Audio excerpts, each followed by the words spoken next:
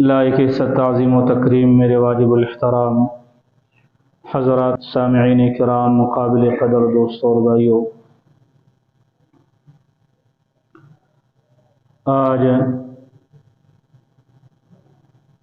شعبان المعظم کی 3 تاریخ ہے۔ رمضان المبارک کی آمد ہے۔ رمضان المبارک کی تشریف آوری سے پہلے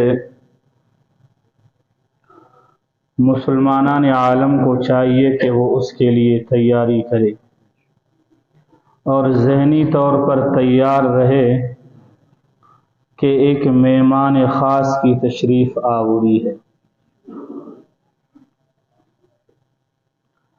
اور یہ مہمان بھی سال میں ایک دفعہ آتا ہے اور روز تنگ کرنے نہیں آتا۔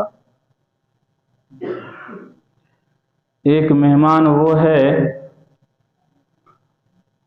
جو ہر 2-4 دن کے بعد آتا ہے، آدمی اس سے واقعتاً تنگ ہو جاتا ہے، پھر کہنا پڑتا ہے مہمان سے یا بکنا چھٹے۔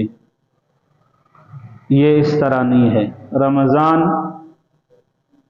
یہ سال میں ایک دفعہ آتا ہے، کچھ کھا کر نہیں جاتا بلکہ بہت کچھ دے کر چلا جاتا ہے۔ اس وجہ سے